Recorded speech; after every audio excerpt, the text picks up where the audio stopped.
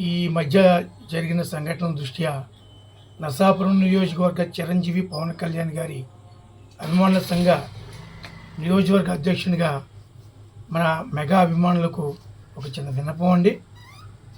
మరి అల్లు అర్జున్ గారు తన బలుపేంటో అర్థం కావట్లేదు. చాలా నేను ఇంతే, నేను తగ్గేదేలే, నా వెర్షన్ ఇంతే, నేను నమ్మనోళ్ళకి ఎంతవరకు వస్తాను. నువ్వు నమ్ముకోవడం ఏంటయ్యా బాబు. చిరంజీవి అభిమానులు, పవన్ కళ్యాణ్ అభిమానులు, రామ్ చరణ్ అభిమానులు, చిరంజీవి ఫ్యామిలీగా నిన్ను భావించేంతవరకు సినిమాలు చూసాం, ఇంతవరకు నేను ఎంకరేజ్ చేసుకుంటూ వచ్చాం.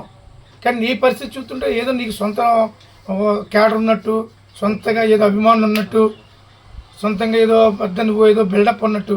ఓకే, మీ తాత అల్లు రామలింగ గారు మంచి హాస్య నటుడు, అంతవరకు అందరం సంతోషిస్తాం, మేము సంతోషిస్తాం. మీ నాన్నగారు ఎదుగుదల, మీరు నిర్మాతగా గీతా పిక్చర్స్తో ఎదుగుదల కేవలం చిరంజీవి గారి పిక్చర్స్ వల్ల ఆ విషయం మీరు మర్చిపోతూ ఉన్నారు. మీరు కేవలం మీరు ఎట్టి పరిస్థితుల్లోనూ మీ నాన్నగారి డైరెక్షన్లో కదా ప్రజారాజ్యం పార్టీ అమ్ముడిపోయిందని, నాశనం అయిపోయింది. కారణం మీ నాన్నగారే కదా.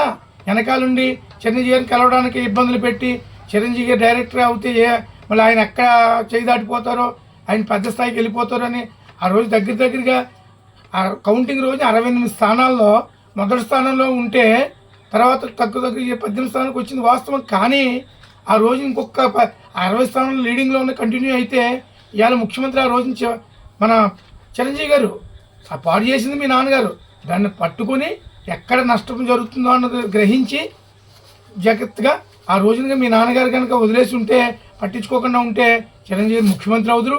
లేదా ఉమ్మడి ఆంధ్రప్రదేశ్ కాకుండా కనీసం మన ఆంధ్రప్రదేశ్, కొత్త ఆంధ్రప్రదేశ్కైనా ప్రజారాజ్యం పార్టీ కంటిన్యూ చేసి అంటే ముఖ్యమంత్రి అవుదురు. కానీ మీ నాన్నగారు చేసిందేంటి, చిరంజీవి గారిని తప్పుదోవ పట్టించి ఆయన పార్టీని నాశనం చేశారు. ఇలా రామ్ చరణ్ గారు నిర్మాతగా మారి, రామ్ చరణ్ గారు ఒక తన తండ్రి సినిమాలు తను తీస్తూ ఉంటే అసూయతోటి మీ ఫ్యామిలీ మొత్తం ఏదో పెద్ద గొప్పదనుకుంటున్నారు మీరు. సో దయచేసి ఇక్కడి నుంచైనా నువ్వు తగ్గేది లేదని జనం తగ్గించే పరిస్థితి వస్తుంది. అర్థమైందా? 151 అన్న కూడా నేల పడిపోయాడు. మధ్యలో 5 లేపేసి 11 ఉంచారు. కానీ మీ పరిస్థితి కూడా బోనీలు ఉండవు. లైట్ బాయ్ ఖర్చు పెట్టిన ఖర్చు కూడా మీ సినిమాకి వచ్చే పరిస్థితులు ఉండవు.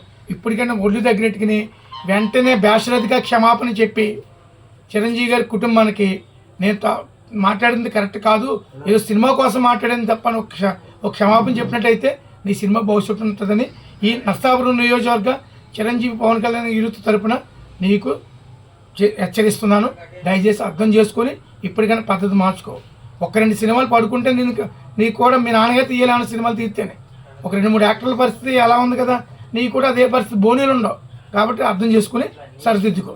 ఓకే.